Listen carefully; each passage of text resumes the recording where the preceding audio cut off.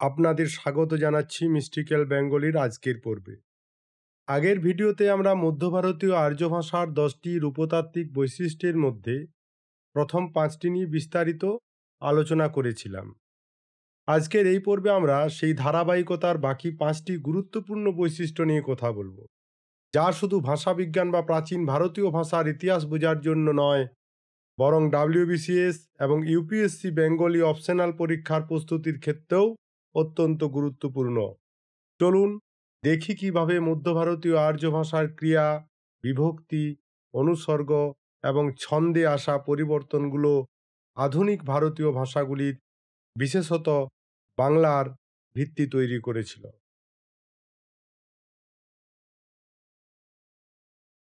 আমাদের প্রথমেই আজকের আলোচনার বিষয় হবে এ যুগের ভাষার ক্রিয়ার কালের রূপগুলি কেমন ছিল। মধ্য ভারতীয় আর্য ভাষা খ্রিস্টপূর্ব 600 অব্দ থেকে 1000 খ্রিস্টাব্দ পর্যন্ত এর সময়সীমা। এই সময়টা হলো এমন একটি সন্ধিক্ষণ যেখানে প্রাচীন সংস্কৃতের জটিলতা কমে আসে এবং আধুনিক ভাষাগুলোর সরলতা জন্ম নিতে শুরু করে। ক্রিয়ার রূপের এই পরিবর্তনগুলো সবচেয়ে স্পষ্ট ছিল। এই সময়ে 3টি কাল দেখতে পাওয়া যেত: বর্তমানকাল, অতীতকাল এবং ভবিষ্যৎকাল। এখন আমাদের প্রথমে আলোচনার বিষয় হবে বর্তমানকালকে নিয়ে। মধ্য ভারতীয় আর্য ভাষায় বর্তমানকালে 3টি রূপ ছিল। একটি হচ্ছে নির্দেশক, দ্বিতীয়টি হচ্ছে অনুজ্ঞা এবং তৃতীয়টি হচ্ছে সদ্ভাবক। এই নির্দেশককে ইংরেজিতে বলে ইন্ডিকেটিভ, অনুজ্ঞাকে বলে ইম্পারেটিভ এবং সদ্ভাবক বর্তমানকালকে বলে হয় সাবজাংটিভ। এখন আমরা পড়ব তাহলে নির্দেশকটিকে নিয়ে। নির্দেশক বা লট, এটি সাধারণ বর্তমান কাল বোঝাতে ব্যবহৃত হতো। বৈশিষ্ট্য কি তাহলে? প্রাচীন ভারতীয় আর্য ভাষার লট বা নির্দেশক বর্তমান কালের রূপগুলিকে অনুসরণ করে। আসলে প্রাচীন ভারতীয় আর্য ভাষার বর্তমানকালের যে লটের রূপ, তাই মধ্য ভারতীয় আর্য ভাষায় রয়েছে। কেবল কিছু ক্ষেত্রে সময়ের পরিবর্তনের সাথে সাথে তাতে কিছু পরিবর্তন হয়েছে। যেমন ধরো, এখানে একটা শব্দ রয়েছে উদাহরণ হিসাবে, প্রাচীন ভারতীয় আর্যে রয়েছে ভবতী। তার মানে কি হয়? মধ্য ভারতীয় আর্য ভাষায় সেটি হচ্ছে হদি বা ভবই। এইরকম ভাবে পরিবর্তন হচ্ছে। এই দুটোর মধ্যে দিয়েই কিন্তু একটাই প্রকাশ করছে, সেটা হচ্ছে সাধারণ বর্তমান কালকে। তাহলে ব্যাখ্যা কি হবে না, সে থাকে, এই ধরনের শব্দগুলোর মাধ্যমে নির্দেশক বা লট বোঝানো হতো। একটা সহজভাবে ব্যাখ্যা করি, কালের রূপ কি না নির্দেশক। সহজ ব্যাখ্যায় কি হবে? সাধারণ বর্তমান কাল। সংস্কৃতে একটি উদাহরণ যদি আমি নিই, সংস্কৃতে যেমন একটি শব্দ যদি নিই আমি, করতি, মানে কি? বাংলায় করে। এটি প্রাচীন ভারতীয় আর্য ভাষার একটি রূপ। মধ্য ভারতীয় আর্য ভাষায় এটা কিভাবে পরিবর্তন হচ্ছে না, করেই বা করদি। এখন এটি পূর্ণ বাক্যে যদি উদাহরণে প্রয়োগ করি, তাহলে কি হবে? স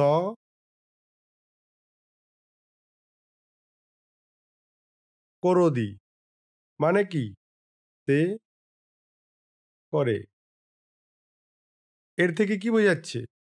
একটি সাধারণ বর্তমানকালকে বোঝাচ্ছে। তাহলে এটি নির্দেশক হচ্ছে, মানে মধ্য ভারতীয় আর্য ভাষার লটের একটা রূপ। সেই রকম যদি উদাহরণ নিই আমি, পশ্যতি, মানে কি? সে দেখে, এই ধরনের রূপ একটি। সেটি মধ্য ভারতীয় আর্য ভাষায় কি হচ্ছে? পশ্যই বা পেক্ষই। যদি এটি পূর্ণ বাক্যে প্রয়োগ করি কেমন হবে? যেমন সা চন্দং পেক্ষই।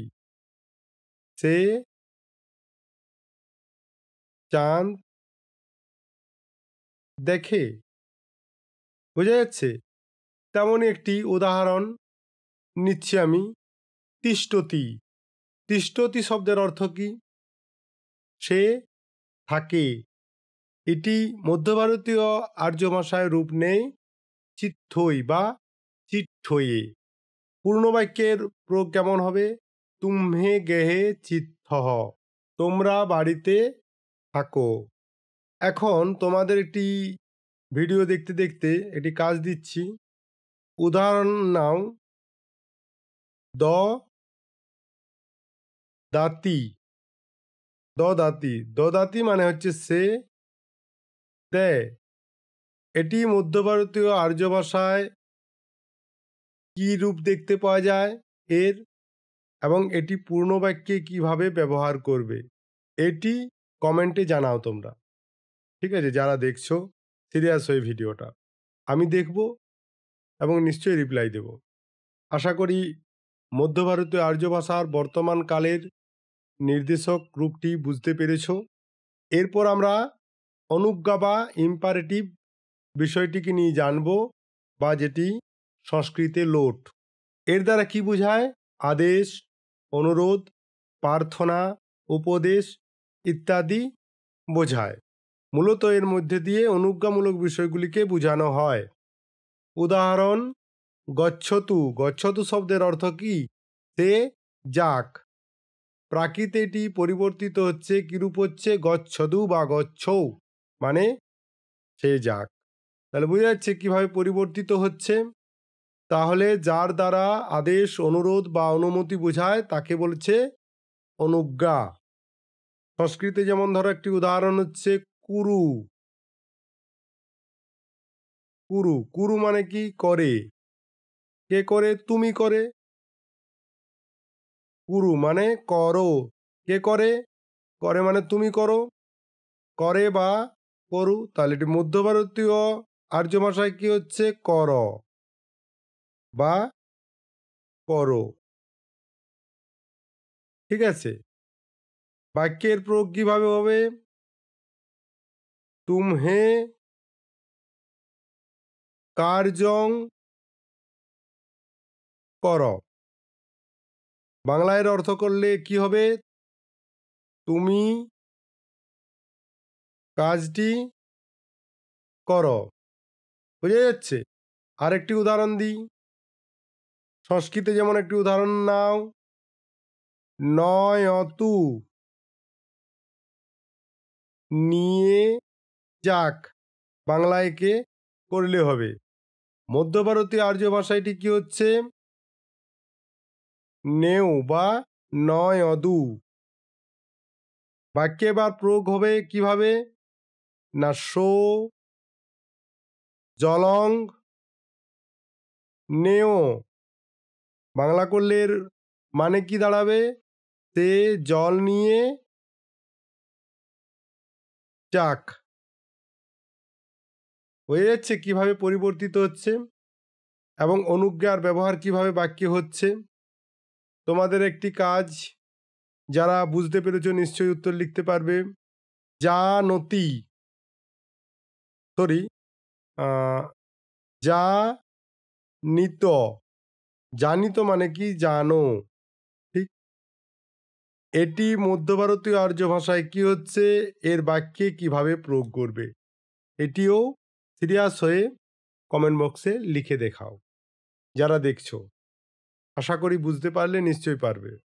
তো চলো এরপর আমরা বর্তমান কালের সব শেষের রূপটিকে নিয়ে আলোচনা করব, সদ্ভাবক, যাকে ইংরাজিতে বলে সাবজাংটিভ, এবং সংস্কৃতে একে বলা হতো বিধিলিঙ্গ।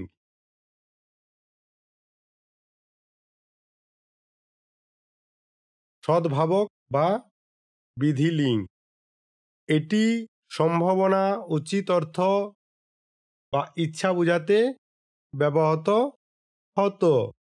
এটি প্রাচীন ভারতীয় আর্য ভাষার বিধিলিঙ্গ রূপে টিকে থাকে, যা সাধারণত ক্রিয়াপদের সঙ্গে বিশেষ প্রত্যয় যোগ করে গঠিত হতো। তবে মধ্য ভারতীয় আর্য ভাষায় এসে এর ব্যবহার তুলনামূলকভাবে কমতে শুরু করে। যেমন সংস্কৃতে একটি শব্দ হচ্ছে গচ্ছেদ, মানে কি তার যাওয়া উচিত। প্রাকৃতে সেটি পরিবর্তিত হচ্ছে গচ্ছে বা গচ্ছের জ, এটা জ হবে না, গচ্ছের যা হবে।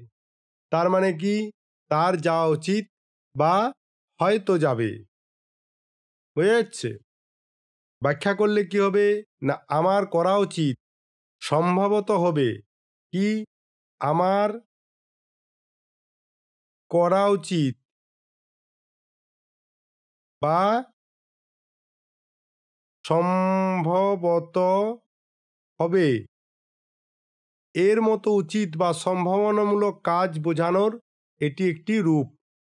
কোনটি? সদ্ভাবক, বা যাকে আমরা বিধিলিঙ্গ বলি, ইংরাজিতে সেটি হচ্ছে সাবজাংটিভ।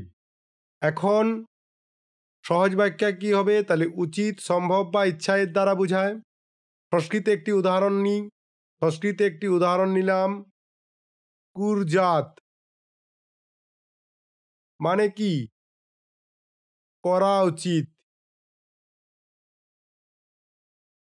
কার করা উচিত? তোমার করা উচিত, তার করা উচিত, এরকম। মধ্য ভারতীয় আর্য ভাষায় এটি কি পরিবর্তিত হচ্ছে? করেজ্য বা কর এম, এই ধরনের শব্দগুলি দেখবে শ্রীকৃষ্ণ কীর্তন কাব্য পড়তে পড়তে পারছ। এটি বাক্যে কিভাবে প্রয়োগ হবে? মমে দং কর এ, মানে কি আমার এটি করা উচিত। তেমনি আরেকটি রূপ হচ্ছে ভবেত, হওয়া উচিত।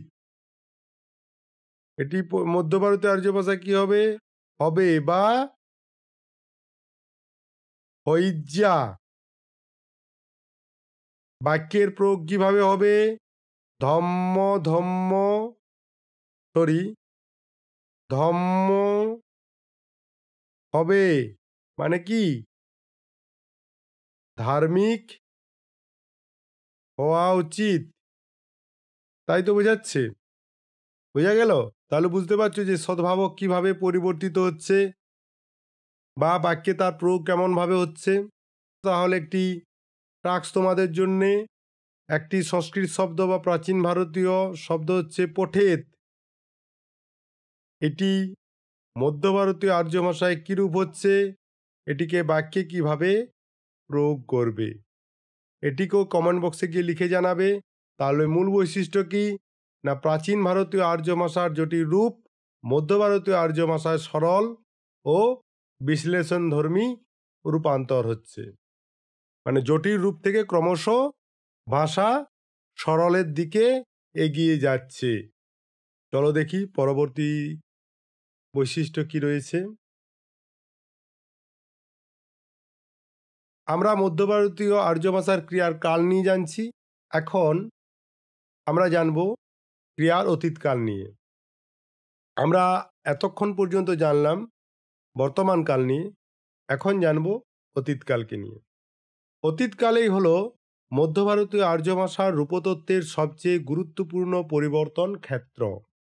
প্রাচীন যুগের সমস্ত জটিল অতীতকাল লোপ পেয়েছিল এবং একটি নতুন পদ্ধতি জন্ম হয়েছিল। এখানে কি হচ্ছে? দুটি গুরুত্বপূর্ণ পরিবর্তন অতীতকালে ঘটছে মধ্য ভারতীয় আর্য ভাষায়। একটি হচ্ছে পুরনো রূপের বিলুপ্তি হচ্ছে, দ্বিতীয়টি হচ্ছে কৃদন্ত পদনির্ভর নতুন অতীত রূপের জন্ম হচ্ছে। কি ঘটনা ঘটছে? পুরনো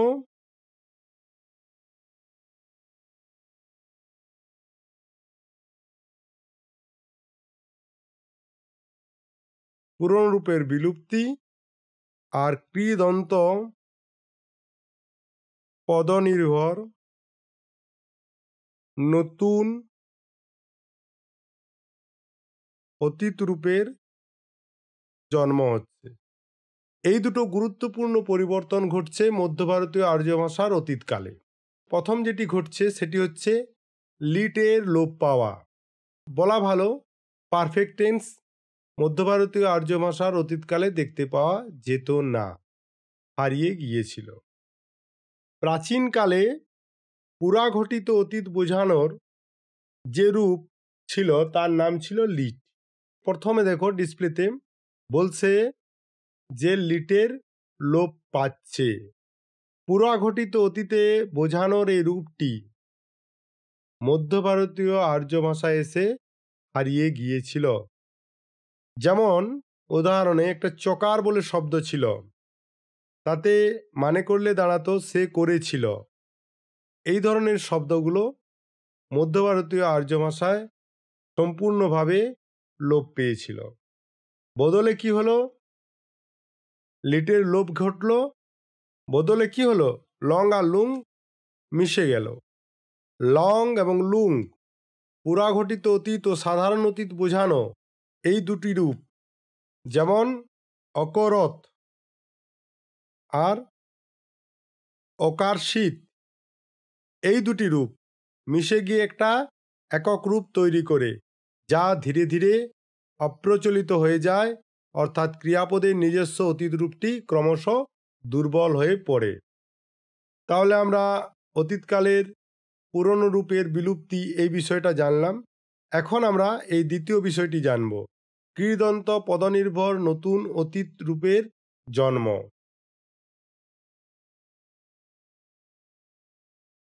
কৃদন্ত পদের ব্যবহার, ইংরাজিতে এটি কি বলে? Past participle construction. অতীতকাল বোঝাতে তখন একটি নতুন পদ্ধতি চালু হয়, সমাপিকা ক্রিয়ার, যাকে ইংরাজিতে বলা হয় ফিনাইট ভার্ব।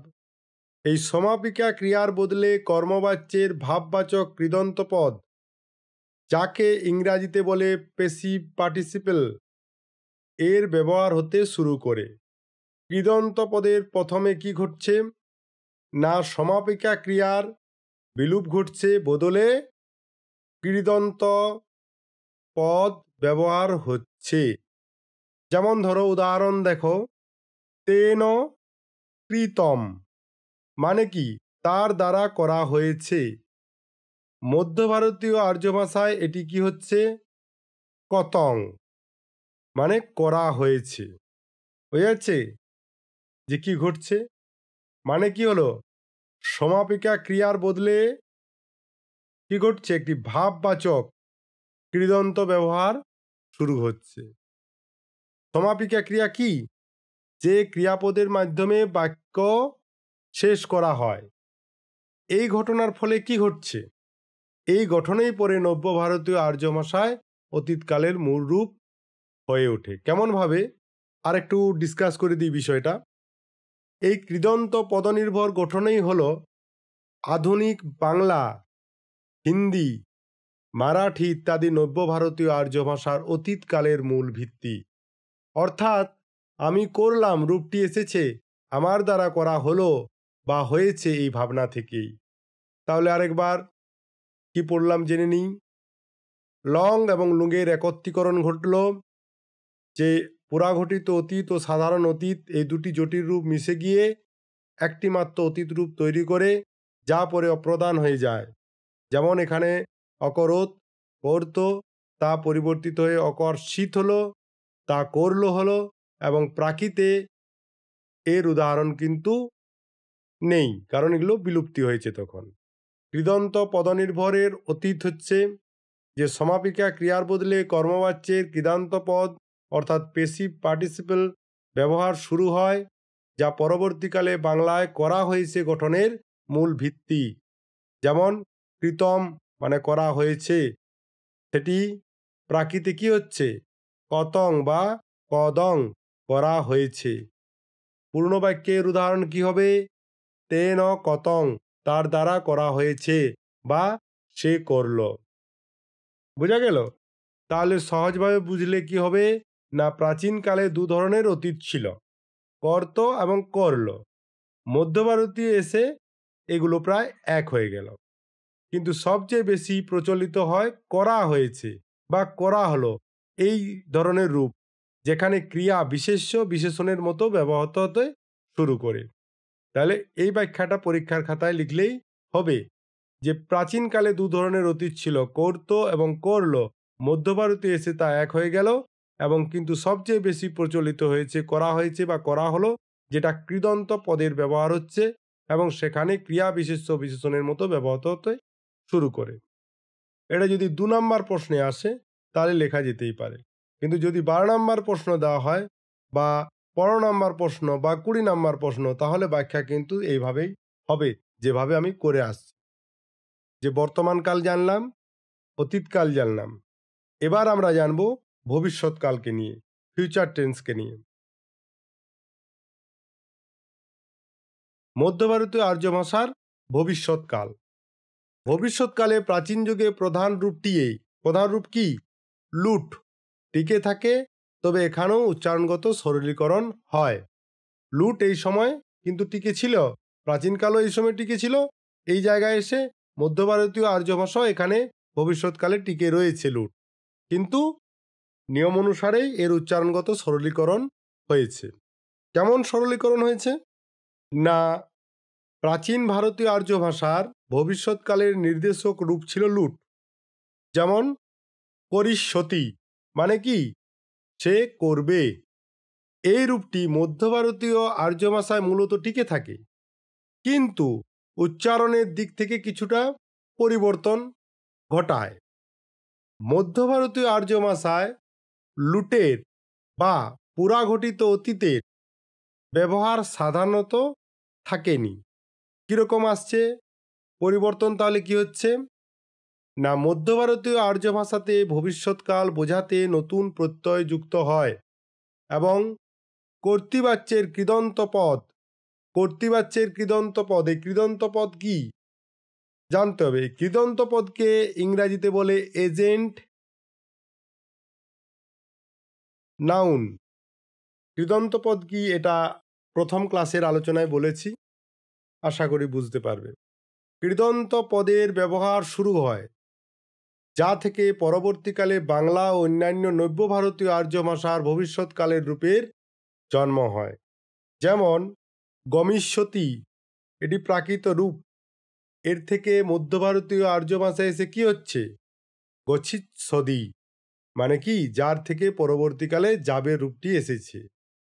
যেমন উদাহরণ দেওয়াই আছে, করিষ্যতি সে করবে, প্রাকৃত এটাই করিষ্যদি সে করবে হয়েছে।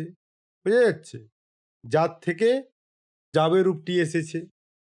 তাহলে কি ঘটছে না, ওয়াইতে এই বিষয়টা ঘটছে, এটা বলে দিলাম।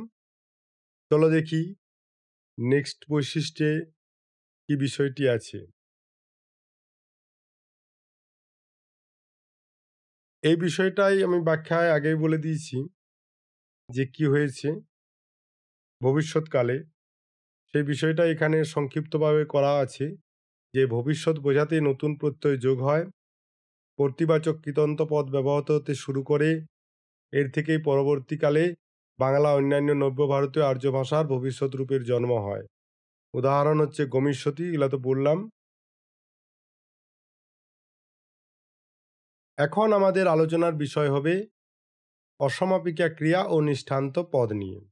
মধ্য ভারতীয় আর্য ভাষায় অসমাপিকা ক্রিয়া, ইংরাজিতে একে বলে নন ফিনাইট ভার্ব, এবং নিষ্ঠান্ত পদ, ইংরাজিতে একে বলে পাস্ট পার্টিসিপল, এর ব্যবহার ছিল রূপতত্ত্বের একটি বিপ্লবী পরিবর্তন যা আধুনিক ভাষার ভিত্তি তৈরি করেছিল। এখন এই দুটি বিষয়কে আমাদের জানতে হবে, অসমাপিকা ক্রিয়া আর নিষ্ঠান্ত পদ। তারপরে আমরা মূল আলোচনায় আসব। এখন অসমাপিকা ক্রিয়া জানতে গেলে আগে জানতে হবে সমাপিকা ক্রিয়া। আগে একবার বললাম, তাও একবার বলে দিচ্ছি আমি। সমাপিকা ক্রিয়া কি? Finite verb. এগুলো জানতে হবে, যদি না জানা যায় তাহলে কিন্তু এই যে বলে দেব অসমাপিকা ক্রিয়ার হ্রাস হচ্ছে, নিষ্ঠান্ত পদের নতুন শব্দ গঠন হচ্ছে, কনসেপ্ট ক্লিয়ার না থাকে তাহলে কিন্তু বোঝা অসম্ভব। তাই আমি একবার মনে করে দেওয়ার জন্য বলছি আর কি। সমাপিকা ক্রিয়া কি? তাহলে ফিনাইট ভার্ব, যে ক্রিয়াপদ দ্বারা বাক্যের ভাব সম্পূর্ণরূপে প্রকাশিত হয় এবং যার পরে আর কিছু শোনার বা জানার আকাঙ্ক্ষা থাকে না, তাকে সমাপিকা ক্রিয়া বলে। বৈশিষ্ট্য: এটি বাক্যের মূল ক্রিয়া হিসাবে ব্যবহৃত হয়। এটি বাক্যের ভাব সমাপ্ত করে। এই ক্রিয়ার রূপ কর্তা অর্থাৎ পুরুষ বচন এবং কাল অনুসারে এটি পরিবর্তিত হয়। উদাহরণ কি? না, মেয়েটি গান গাইছে। এখানে গাইছে বলার পর বাক্যটি সম্পূর্ণ হয়েছে। আমি কাল ঢাকা যাব। এই যাব শব্দের মাধ্যমে বোঝানো হচ্ছে বাক্যটি পরিসমাপ্তি। সে মন দিয়ে পড়েছিল। এই পড়েছিল থেকে বোঝানো হচ্ছে বাক্যটির সমাপ্তি। তাহলে এগুলো সব কটা সমাপিকা ক্রিয়া। এখন আমাদের আলোচনার বিষয় হচ্ছে তাহলে অসমাপিকা ক্রিয়া কি? না, অসমাপিকা ক্রিয়া হচ্ছে নন ফিনাইট ভার্ব। ইংরাজিতে কি সেগুলো? না, যে ক্রিয়াপদ দ্বারা বাক্যের ভাব সম্পূর্ণরূপে প্রকাশিত হয় না, বরং বাক্যটিকে অসম্পূর্ণ রাখে এবং বাক্যের পূর্ণতা লাভের জন্য একটি সমাপিকা ক্রিয়ার অপেক্ষা করে, তাকে অসমাপিকা ক্রিয়া বলে। বৈশিষ্ট্য কি? না, এটি বাক্যের অতিরিক্ত বা সহায়ক ক্রিয়া হিসাবে ব্যবহৃত হয়। এটি বাক্যের ভাব সম্পূর্ণ রাখে। এটি ক্রিয়ার রূপ কর্তা বা কাল অনুসারে পরিবর্তিত হয় না। বাংলায় সাধারণত এই ক্রিয়ার সঙ্গে ইয়া বা অন্তুস্থ একার যেমন করে, গিয়ে ইত্যাদি, ইতে বা তে যেমন করিতে, দেখতে, বা ইলে বা লয়কার যেমন করলে, এলে প্রত্যয় যুক্ত থাকে। উদাহরণ যেমন প্রভাতে সূর্য উঠলে, কি বললাম? লে প্রত্যয় থাকবে। এখানে লে প্রত্যয় আছে। প্রভাতে সূর্য উঠলে কি? কথাটি অসম্পূর্ণ। এরপর কিছু প্রয়োজন আছে সম্পূর্ণ করার জন্য, তাই তো? বা হাসান ভাত খেয়ে, অন্তুস্থ একার প্রত্যয় আছে, আগেই বলেছি। তাহলে এগুলো হচ্ছে অসমাপিকা ক্রিয়ার উদাহরণ। কথাটি অসম্পূর্ণ। তাহলে পূর্ণ বাক্যের ব্যবহার কেমন হবে? প্রভাতে সূর্য উঠলে অন্ধকার দূর হবে। তাহলে উঠলে ছিল অসমাপিকা ক্রিয়া, দূর হবে হলো সমাপিকা ক্রিয়ার উদাহরণ। হাসান ভাত খেয়ে ঘুমাতে যাবে। খেয়ে হচ্ছে অসমাপিকা ক্রিয়া, আর যাবে সব মধ্যে দিয়ে সমাপিকা ক্রিয়া হয়েছে। সহজভাবে বললে হবে, একটি বাক্যে যে ক্রিয়াটি শেষ কথা বলে বা বাক্যটিকে সমাপ্তি করে সেটি সমাপিকা ক্রিয়া, আর যে ক্রিয়াটি বাক্যকে অসম্পূর্ণ রেখে অন্য একটি কাজের সূচনা করে সেটি অসমাপিকা ক্রিয়া। অসমাপিকা ক্রিয়ার বৈচিত্র্য হ্রাস হচ্ছে প্রথম পয়েন্ট, যেটি এই পয়েন্টটি। চলো দেখি বিষয়টা কি। না, প্রাচীন ভারতীয় আর্য ভাষায় অর্থাৎ সংস্কৃতে নানা ধরনের অসমাপিকা ক্রিয়ার ব্যবহার হতো। আমরা কিন্তু আগের ক্লাসগুলিতে এটি জেনে এসেছি। মধ্য ভারতীয় আর্য ভাষায় এসে সেই বৈচিত্র্য বা সংখ্যা কমে আসে এবং কয়েকটি নির্দিষ্ট রূপেই প্রধান হয়ে ওঠে। যেমন এখানে দু একটা উদাহরণ আমি দিয়েছি। তপত্রহ, এটি কি হচ্ছে? না, এটি বৈশিষ্ট্য কি? এটি একটি কাজ শেষ করে আরেকটি কাজ শুরু করে বোঝাতে গিয়ে ব্যবহার করা হতো। যেমন করে, গিয়ে এমনি সামান্য পার্থক্য থাকতো। পরিবর্তন কি হচ্ছে? না, মধ্য ভারতীয় আর্য ভাষায় এসে এই রূপটি প্রধান অসমাপিকা ক্রিয়া রূপে টিকে থাকে এবং উচ্চারণে সরল হয়। সংস্কৃতে তাহলে কি? সংস্কৃত হচ্ছে কৃত্তা, মানে করে, বুঝা যাচ্ছে? যেটি আমরা বলছি তা। প্রাকৃতে এটাই কি হচ্ছে? করিও বা কর্তা, মানে করে। ঠিকই আছে, কিন্তু কি হচ্ছে? উচ্চারণে সরলীকরণ হচ্ছে। উদাহরণ, সে ভাত খেয়ে শুয়ে পড়ল। সো ভত্তং খাইয় তু তো। এটি হচ্ছে মধ্য ভারতীয় আর্য ভাষার একটি উদাহরণ। সো ভত্তং খাইয় সুত, মানে সে ভাত খেয়ে শুয়ে পড়ল। এই যে শুয়ে, গিয়ে, করে, ইয়ে প্রত্যয় থাকছে, এইগুলোর যে রূপ সেগুলো কিন্তু এখন থেকেই শুরু হলো। মানে বলা ভালো, এই জায়গা থেকেই শুরু হয়েছিল আধুনিক ভারতীয় আর্য ভাষার এই রূপের পরিবর্তনটি। এই যে করে, গিয়ে জাতীয় রূপ। এরপরে আরেকটি আমি ওখানে উদাহরণ হিসাবে তুলেছি, তুমুন প্রত্যয়, ইনফিনিটিভ। বৈশিষ্ট্য কি ছিল? না, এটি উদ্দেশ্য বা জন্য অর্থ প্রকাশ করত। এই রূপটি মধ্য ভারতীয় এসে লোপ পেতে শুরু করে, এ প্রকাশ পাওয়ার এই রূপটি, এবং এর জায়গায় অন্য বিভক্তি যুক্ত হয়ে বিশেষ্য পদ বা ক্রিয়াবাচক বিশেষ্য ব্যবহৃত হতে শুরু করে, যা থেকে পরবর্তীকালে বাংলার করিতে, করতে রূপটির জন্ম হয়।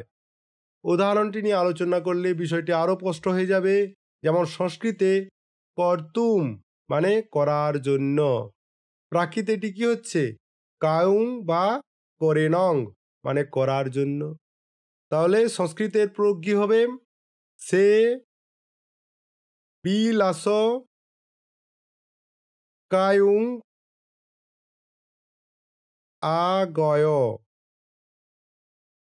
মানে কি? সে বিনোদন করার জন্য এলো, বিনোদন করার জন্য এলো। আমি কি বলেছি আগে? যে করতে, করিতে রূপটির জন্ম হয় এই তুমুন প্রত্যয় থেকে। তুমুন প্রত্যয় কিভাবে? করতুম, তুম, তাকে পরিবর্তন প্রত্যয় পরিবর্তন হচ্ছে কি? কাউং বা করেনং, টিকে ছিল, কিন্তু এ সম্পূর্ণভাবে কিছু ক্ষেত্রে পরিবর্তন হয়ে গেল। তাহলে মূল পরিবর্তন কি ঘটল? না, অসমাপিকা রূপের বৈচিত্র্য হ্রাস পেয়ে কয়েকটি সরল রূপেই টিকে থাকে। কম রূপ ব্যবহার করে বেশি অর্থ বোঝানো শুরু হয় এই সময় থেকেই। এখান থেকে আধুনিক বাংলা ও অন্যান্য নব্য ভারতীয় আর্য ভাষার ভিত্তিপ্রস্তর গড়ে উঠে। তাই বলা চলে, সংস্কৃতে অসমাপিকা ক্রিয়ার যেমন তা, তুমুন, ল্যাপ ইত্যাদি অনেক রূপ ছিল, যা মধ্যযুগে এসে কয়েকটি মাত্র রূপে সংকুচিত হয়ে গেল, বিশেষ করে চিত্রা জাতীয় রূপে। অর্থাৎ কম রূপ ব্যবহার করে বেশি অর্থ বোঝানোর প্রবণতা এখন থেকেই শুরু হলো। আমরা প্রথমের আলোচনায় শুরুতেই দেখেছিলাম যে অসমাপিকা ক্রিয়ার সংকোচন হচ্ছে, বদলে কি নিষ্ঠান্ত পদ অতীতকালের অর্থে সমাপিকা রূপে ব্যবহার হচ্ছে। কিভাবে? চলো নেক্সট আলোচনায় বুঝি এটা। এখন আমাদের জানা দরকার নিষ্ঠান্ত পদ। নিষ্ঠান্ত পদ কি? পাস্ট পার্টিসিপল, তাই তো? এই নিষ্ঠান্ত পদ কি হচ্ছে? অতীতকালের অর্থে সমাপিকা রূপে ব্যবহার হচ্ছে, পরিবর্তিত হচ্ছে কি হিসাবে? ফিনাইট ভার্ব হিসাবে, মানে past participle as finite verb. এটি বাংলা করলে দাঁড়াবে এইভাবে যে নিষ্ঠান্ত পদ অতীতকালের অর্থে সমাপিকা রূপে ব্যবহার হচ্ছে। এটি মধ্য ভারতীয় আর্য ভাষার সবচেয়ে একটি গুরুত্বপূর্ণ রূপতাত্ত্বিক বৈশিষ্ট্য। এর ফলে ভাষার কাঠামো কর্তৃবাচী থেকে কর্মবাচী বা ভাববাচীর দিকে ঝুঁকে গেল। কি হলো? আগে ছিল ভাষার পরিকাঠামো কি? কর্তৃবাচী, মানে ঠিক আছে, তার থেকে কি হচ্ছে? ভাববাচী বা কর্মবাচিতে পরিণত হচ্ছে। কিভাবে? না, পাস্ট পার্টিসিপল ফর্মটা ফিনাইট ভার্ব হিসাবে ব্যবহার হচ্ছে বাক্যে। কার? নিষ্ঠান্ত পদের। এখন নিষ্ঠান্ত পদ কি এটা জানা দরকার। না, সংস্কৃতে ত, এই যে ত, সংস্কৃতে ত প্রত্যয় যোগে গঠিত পদকে নিষ্ঠান্ত পদ বা কর্মবাচ্যের অতীত কৃদন্ত বলে। বুঝা যাচ্ছে? আবার আমি বলছি যে সংস্কৃতে ত প্রত্যয় যোগে গঠিত পদকে নিষ্ঠান্ত পদ বা কর্মবাচ্যের অতীত কৃদন্ত বলে। এটি মূলত বিশেষণ বা বিশেষ্য রূপে ব্যবহৃত হতো। উদাহরণ, ক্রি যুক্ত ত সমান কৃত, মানে কি? করা হয়েছে বা এমন। তাহলে আমরা প্রথমের আলোচনায় যেটা বুঝলাম নিষ্ঠান্ত পদ কি, এখন আমরা জানব সমাপিকা রূপে এর ব্যবহার কি। মধ্য ভারতীয় আর্য ভাষাতে ক্রিয়ার নিজস্ব অতীত রূপগুলি লং, লুং, লিট এগুলো কি হচ্ছে? যখন দুর্বল বা বিলুপ্তি হয়ে গেল, তখন তার শূন্যস্থান পূরণ করলো নিষ্ঠান্ত পদ। বোঝা যাচ্ছে যে মধ্য ভারতীয় আর্য ভাষায় লং, লুং, লিট এর রূপগুলি দুর্বল হতে শুরু করে তার জায়গায় কে এলো? নিষ্ঠান্ত এলো। মধ্য ভারতীয় আর্য ভাষা যদি পিতা হয়, তার ওকেজ পুত্র হচ্ছে লং, লুং এবং লিট। এই সময় সে বলছে সিনেমার ডায়লগে যে সে আসবে, সে আসবে। কে আসবে? সে এলো। তার সুযোগ্য সন্তান এলো, নিষ্ঠান্ত পদ। এবং এই নিষ্ঠান্ত পদ কি করছে? তখন আর কেবল বিশেষণ থাকলো না, বরং বাক্যের প্রধান সমাপিকা ক্রিয়ারূপে ব্যবহৃত হতে শুরু করলো। নিষ্ঠান্ত পদ যখন ঢুকলো, তখন সে দাদাদের দেখলো যে দাদারা এখনো আছে। তারপর সে ক্রমশ নিজের রূপ ধারণ করলো। দাদারা যখন অযোগ্য হতে শুরু করলো, তার জায়গা নিল নিষ্ঠান্ত পদ। এবং সে কি করলো? সে তখন বাক্যের আর বিশেষণ হয়ে থাকলো না, সে বাক্যের প্রধান সমাপিকা ক্রিয়ারূপে ব্যবহৃত হতে শুরু করলো। বুঝতে পারছো কি সুন্দর ঘটনাটা ঘটছে? এখানে একটা উদাহরণ আছে। উদাহরণ নিয়ে আমরা তুলনামূলক যদি করি, যে ওআইতে যে কর্তৃবাচ্য থাকছে, অর্থাৎ প্রাচীন ভারতীয় আর্য ভাষায় সে, সো, অকরত, সে করলো। মধ্য ভারতীয় আর্য ভাষায় সেটি হচ্ছে ভাববাচ্যে এসে তে ন কতং, তার দ্বারা করা হলো। অর্থগত পরিবর্তন কি ঘটলো? না কর্তাকে না দেখে কাজটি প্রধান হয়ে উঠল। এটাই একটা মধ্য ভারতীয় আর্য ভাষার বড় পরিবর্তন হলো। সেরকম একটি উদাহরণ নিই আবার। উদাহরণ দিলে বিষয়গুলো আরো পরিষ্কার হবে। যেন সংস্কৃত বাক্য নাও, তেন কার্যং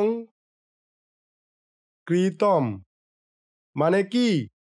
তার দ্বারা কাজ করা হয়েছে। বোঝা যাচ্ছে? তেন মানে কি? তার। কার্য শব্দের অর্থ কাজ। কৃতম মানে হচ্ছে করা হয়েছে। মানে কি? তার দ্বারা কাজটি করা হয়েছে। এটি প্রাকৃত বাক্যে এসে কি পরিবর্তন করছে? তেন কর্মং কতং। কতং এখানে কি? অতীতকালের অর্থ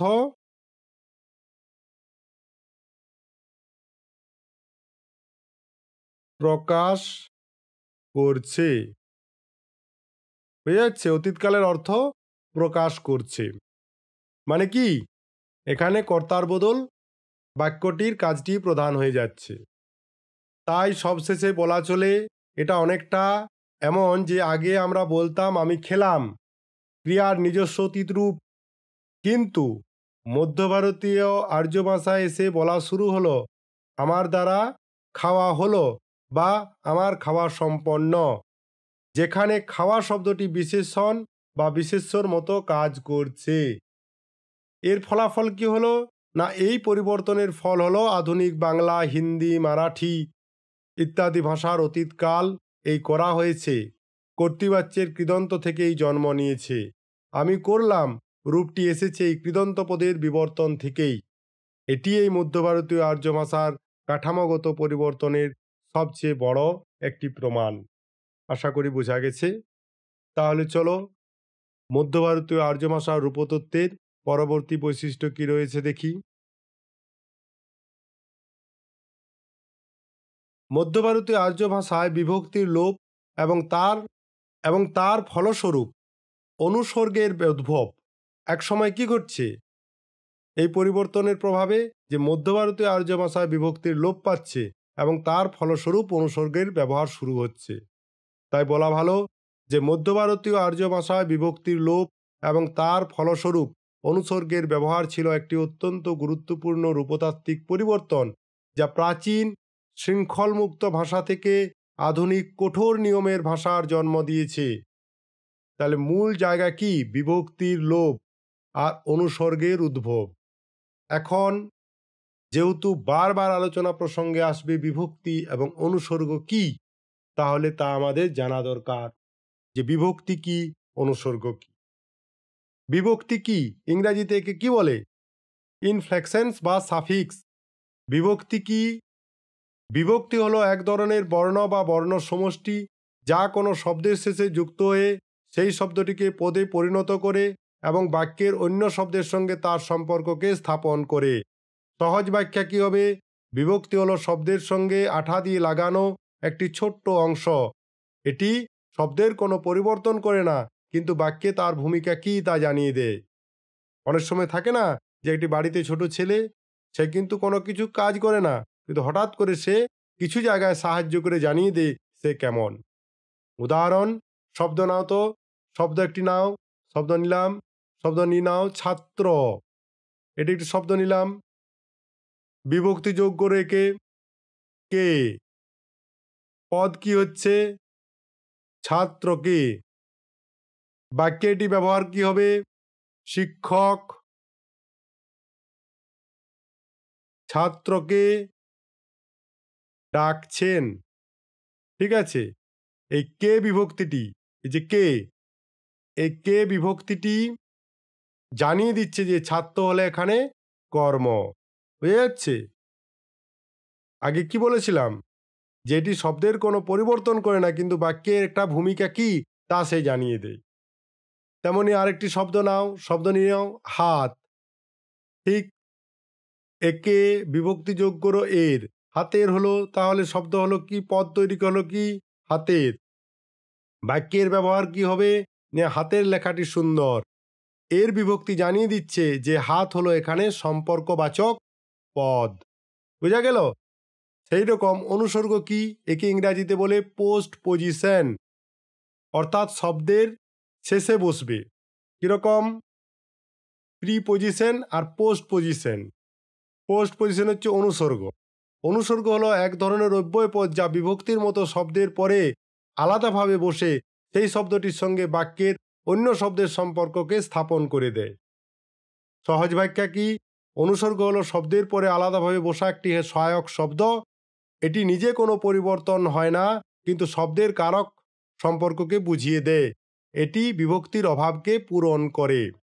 উদাহরণ, শব্দ নাও জন্য, অনুসর্গ, তাহলে জন্য হবে। বাক্যের ব্যবহার কি হবে? আমি তোমার জন্য অপেক্ষা করছি। জন্য অনুসর্গটি জানিয়ে দিচ্ছে যে তুমি হলো একটি নিমিত্ত কারক বা উদ্দেশ্য। বোঝা যাচ্ছে? আবার একটি শব্দ নাও থেকে, অনুসর্গ থেকে, এখানে জায়গার অভাব তাই আমি লিখছি না। শব্দ নাও থেকে, তাও লিখে দিই। শব্দ নাও থেকে, অনুসর্গ কি হবে? থেকেই হবে। বাক্যের ব্যবহার করো না, বাড়ি থেকে এলাম। এ থেকে অনুসর্গটি জানিয়ে দিচ্ছে যে বাড়ি হলো এখানে অপাদান কারক। তাহলে আসল জিনিস এখন শুরু হচ্ছে আলোচনা। বিভক্তির লোপ ও পদস্থাপনের কঠোরতা। বিভক্তির কিন্তু লোপ পাচ্ছে। প্রাচীন ভারতীয় আর্য ভাষায় যেমন সংস্কৃত শব্দে প্রচুর বিভক্তি যুক্ত হতো।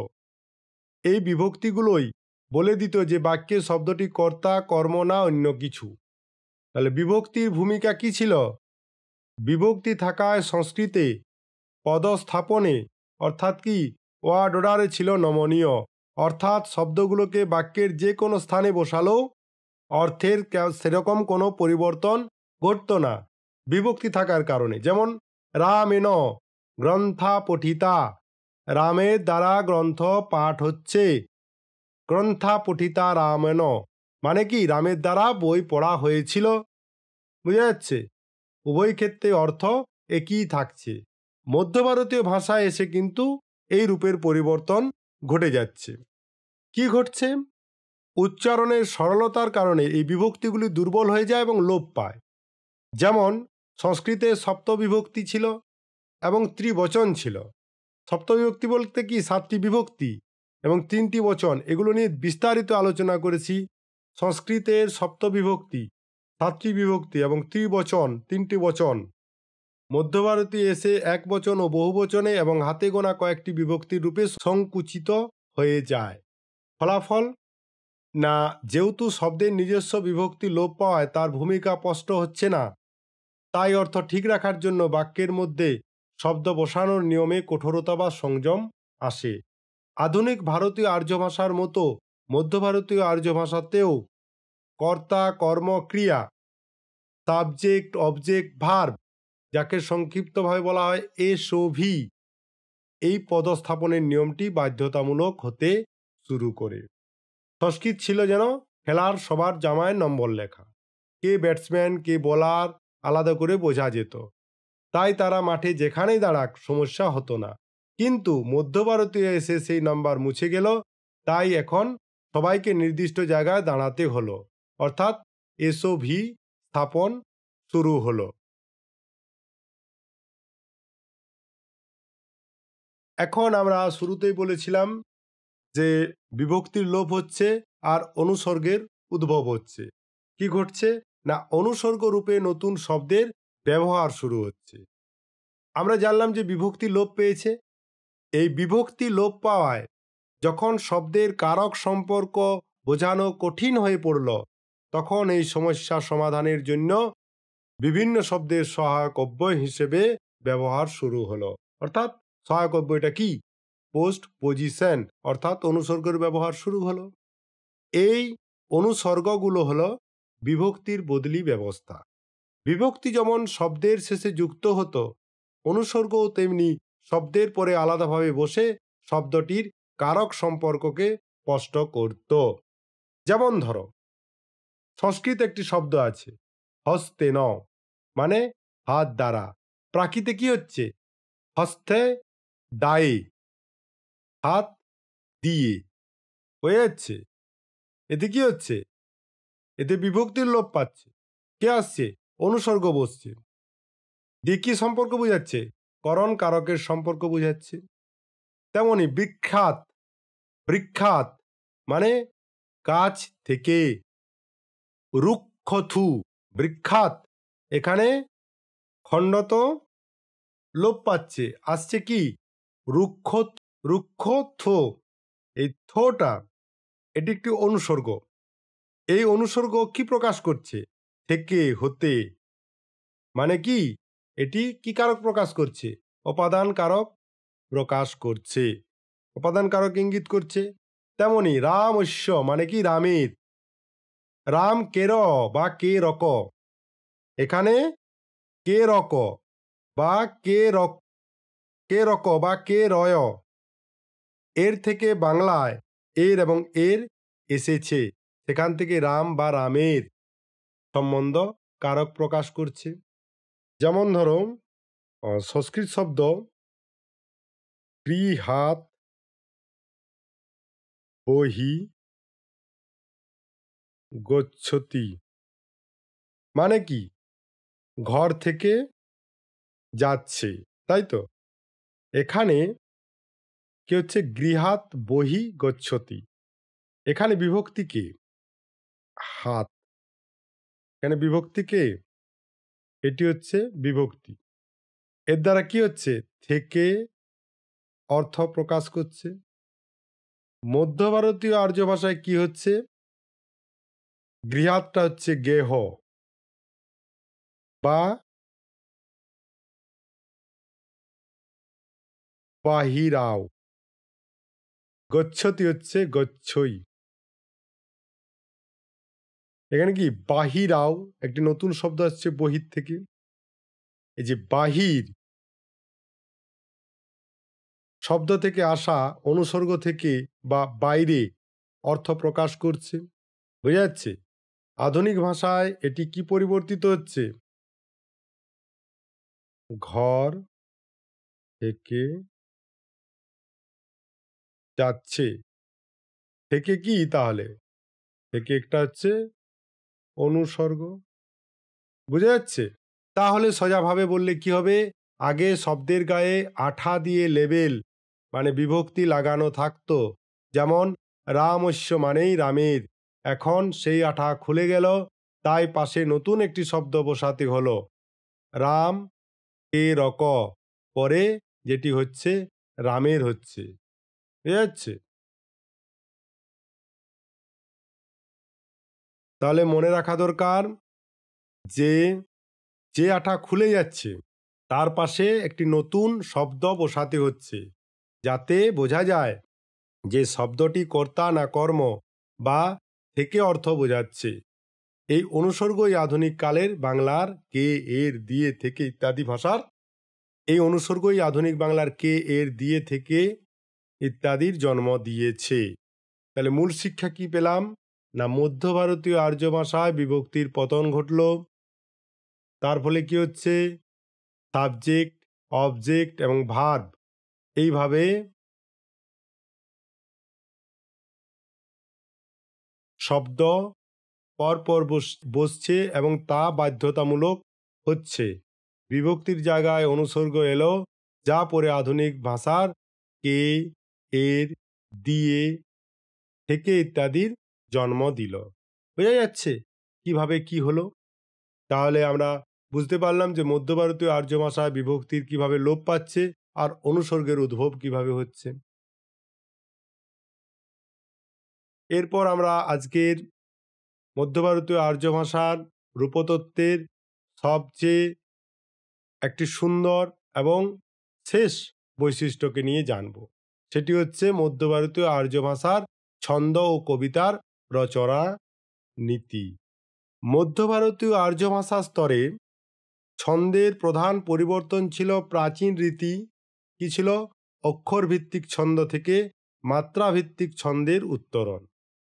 এখন মাত্রামূলক ছন্দের উৎপত্তি এবং প্রকৃতি। আমি বললাম কি যে অক্ষর ভিত্তিক ছন্দ থেকে মাত্রা ভিত্তিক ছন্দের উত্তরণ ঘটছে, মানে সে পরিবর্তিত হচ্ছে। প্রাচীন ভারতীয় আর্য ভাষায় অক্ষর ভিত্তিক ছন্দ দেখা যেত, মধ্য ভারতীয় আর্য ভাষায় তা পরিবর্তিত হয়ে রূপ পেল মাত্রা ভিত্তিক ছন্দে। এখন মাত্রামূলক ছন্দের উৎপত্তি এবং বা এর প্রকৃতি কি, এটা জানা ভীষণ দরকার। প্রাচীন ভারতীয় আর্য ভাষায় ছন্দ ছিল প্রধানত অক্ষর ভিত্তিক। এখানে একটি চরণে কতগুলি অক্ষর আছে সেটাই প্রধান বিবেচনা করা হতো। মধ্যযুগের রীতিতে মধ্য ভারতীয় আর্য ভাষায় ছন্দ হয়ে ওঠে মাত্রামূলক। মাত্রা কি? না, অক্ষর উচ্চারণের যে সময় লাগে তাকে মাত্রা বলে। অক্ষর উচ্চারণ করতে গিয়ে আরো দুই রকম বিষয় আমাদের জানা জরুরি। এক হচ্ছে যে অক্ষর উচ্চারণ করতে গিয়ে কম সময় লাগে তাকে বলা হয় হস্রস্বর, আর যে অক্ষর উচ্চারণ করতে গিয়ে বেশি সময়ের প্রয়োজন হয় তাকে বলা হয় দীর্ঘস্বর। এই হস্রস্বর কোনগুলো? অ, আ, সরি, অ, রস্যই আর রস্যৌ। আর দীর্ঘস্বর কোনগুলা? আ, দীর্ঘই, দীর্ঘৌ, এ আর ও। এইগুলো, এই যে হস্রস্বর যুক্ত যেগুলো থাকে এগুলো হচ্ছে সবেই এক মাত্রার, আর এইগুলো সব হচ্ছে দুই মাত্রার। বোঝা গেল? আরেকবার বলছি, অক্ষর উচ্চারণের যে সময় লাগে তাকে মাত্রা বলে। হস্রস্বর এখানে হচ্ছে অ, রস্যই, রস্যৌ যুক্ত অক্ষরকে একমাত্রা ধরা হয়, এবং দীর্ঘস্বর আ, দীর্ঘই, দীর্ঘৌ, এ এবং ও এই যুক্ত অক্ষর বা যুক্তাক্ষর যুক্ত অক্ষরকে দীর্ঘস্বর বলা হয় বা দুই মাত্রা ধরা হয়। সরল ব্যাখ্যায় কি হবে? এ যুগে কবিরা অক্ষর গুনতেন না, বরং প্রতিটি শব্দ বা অক্ষরের উচ্চারণের সময় বা টান গুনে কবিতা লিখতেন। যেমন ধরো এখানে কি কাজ, কাজ হচ্ছে দু মাত্রার। ফল, ফল হচ্ছে দু মাত্রার। করি, করি হচ্ছে দু মাত্রার। তাহলে মাত্রাই এখানে বিবেচনা করা হচ্ছে।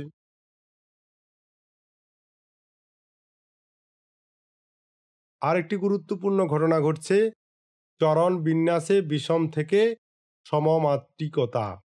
কি সেই বিষয়টা? ডক্টর সুকুমার সেনের মন্তব্য অনুসারে ছন্দের বিন্যাসে ধীর গতিতে পরিবর্তন আসে।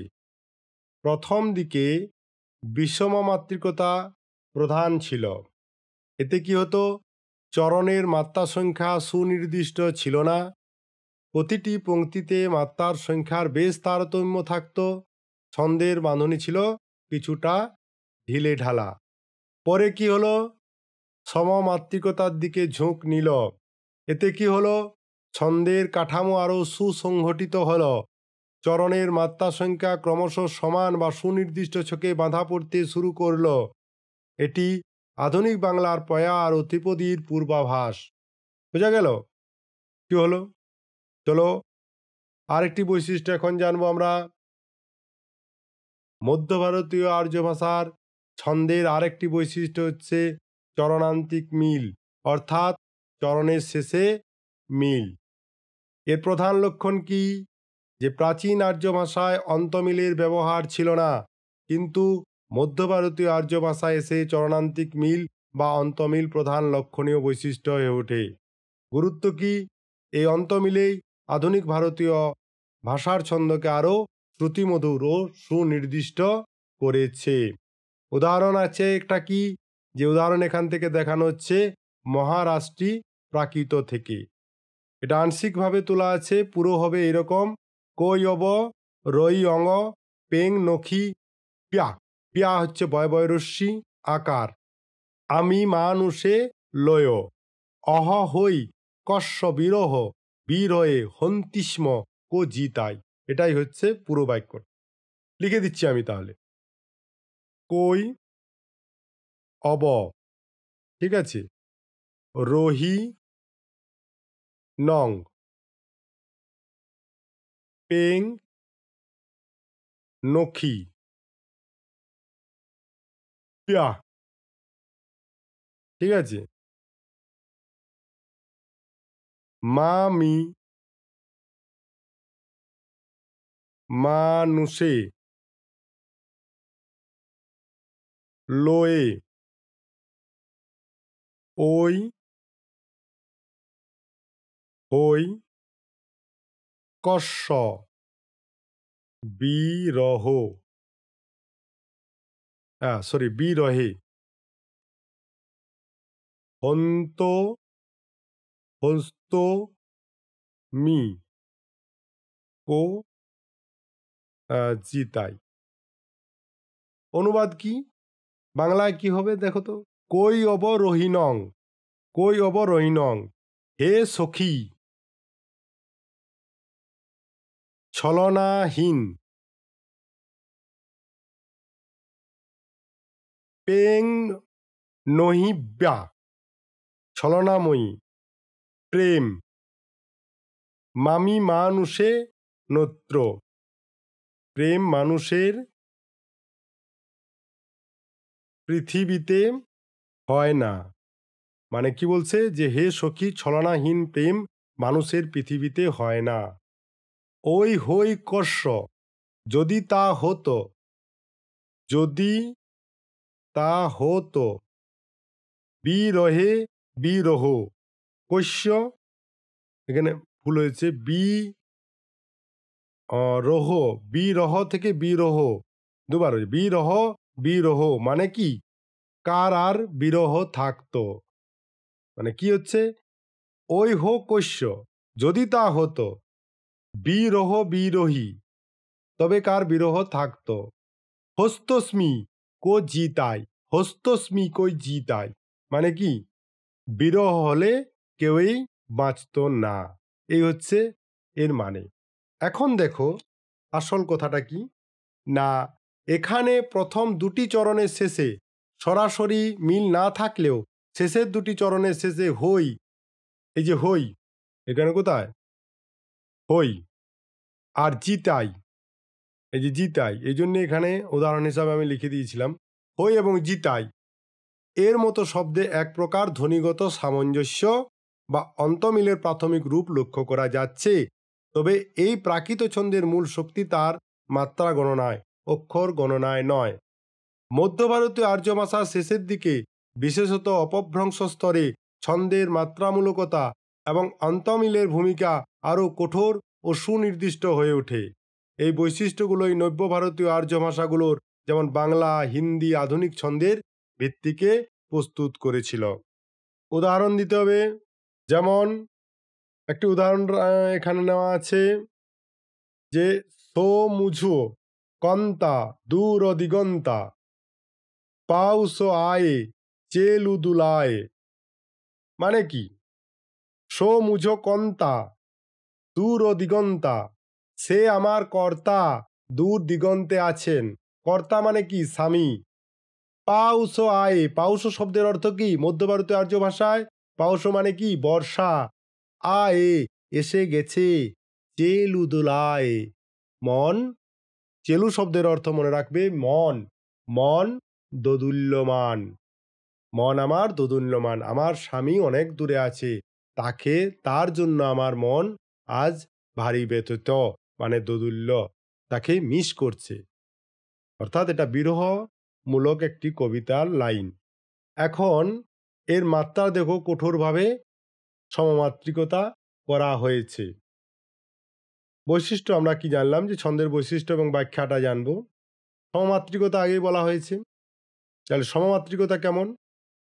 দেখো, প্রত্যেকটি চরণের মাত্রার সংখ্যা সমান রাখা হয়েছে। ঠিক, এটাও 12 মাত্রা, এটাও 12 মাত্রা। গুনলেই বুঝতে পারবে 12 মাত্রা 12 মাত্রার ছন্দ। ডক্টর সুকুমার সেন যেমন বলেছিলেন, বিষম মাত্রিকতা কমে আসে এবং সমমাত্রিকতা প্রধান হয়ে ওঠে, সেটি এখানে দেখা যাচ্ছে। তাৎপর্য কি? এর মাধ্যমে কবি চরণে একটি সুনির্দিষ্ট লয় বা রিদম প্রতিষ্ঠা করেন, যা কবিতাটিকে গীতময় করে তোলে। এই নিয়ম কঠোরভাবে মেনে চলার প্রবণতায় আধুনিক বাংলার প্রয়ার ত্রিপদী ছন্দের জন্ম দেয়। আর কি দেখা গেছে? নিখুঁত চরণান্তিক মিল। এই চরণগুলির দুটি স্তরে নিখুঁত অন্তমিল লক্ষ্য করা যায়, যা ছন্দের এই যুগের প্রধান বৈশিষ্ট্য। মিল কি? প্রথম চরণে দেখো কন্তা, দ্বিতীয় চরণে দিগন্তা, তৃতীয় চরণে আয়ে, চতুর্থ চরণে দুলায়ে। এখানে কন্তা দিগন্তা এর মধ্যে এবং আয়ে এবং দুলায়ে এর মধ্যে বেশ মিল আছে। তা প্রমাণ করে যে মধ্য ভারতীয় আর্য ভাষার এই অন্তিম স্তরে এসে চরণান্তিক মিল কেবল একটি সুযোগ ছিল না, বরং ছন্দের অত্যাবশ্যক উপাদান হিসাবে প্রতিষ্ঠিত হয়েছিল। তাহলে ব্যাখ্যায় কি হবে? যে কঠোর সমমাত্রিকতা, প্রত্যেক লাইনে সমান মাত্রা এবং ছন্দের লয় শক্তিশালী করা হয়েছিল। নিখুঁত অন্তমিল, লাইনের শেষে শব্দে মিল এবং গানের মতো সুর এখান থেকেই শুরু হয়। এই দুই পরিবর্তন নির্দেশ করে যে ভাষা প্রাচীন সংস্কৃতের জটিলতা ছেড়ে আধুনিক ভারতীয় ভাষার সহজ সরল ও লয়ভিত্তিক কাব্যরীতির দিকে যাত্রা শুরু করে। তাহলে কি ঘটনা ঘটলো? না, প্রাচীন সংস্কৃতের জটিলতা থেকে আধুনিক বাংলা সহজ ও সরল লয়ভিত্তিক কবিতা হলো, আর আধুনিক ভারতীয় ভাষার ছন্দের একটা ভিত্তি প্রতিষ্ঠা হলো। তাহলে আজকের পর্বে আমরা দেখলাম কিভাবে মধ্য ভারতীয় আর্য ভাষার শেষ পর্যায়ে ক্রিয়া, বিভক্তি, অনুসর্গ এবং ছন্দের পরিবর্তনের মধ্য দিয়ে আধুনিক ভারতীয় ভাষাগুলির ভিত্তি তৈরি হয়েছিল। এই পরিবর্তনগুলো শুধু ভাষার রূপতত্ত্বের ইতিহাস নয়, বরং ভাষা বিবর্তনের এক জীবন্ত পথযাত্রা। যদি ভিডিওটি ভালো লেগে থাকে তাহলে অবশ্যই লাইক, কমেন্ট, চ্যানেলটি সাবস্ক্রাইব করুন। আগামী পর্বে আমরা আলোচনা করব নব্য ভারতীয় আর্য ভাষার ধ্বনিতাত্ত্বিক ও রূপতাত্ত্বিক পরিবর্তনকে নিয়ে। তাই সঙ্গে থাকুন আর শিখুন বাংলা ভাষার মর্মকথা মিস্টিক্যাল বেঙ্গলির সঙ্গে। ভালো থাকবেন, সুস্থ থাকবেন।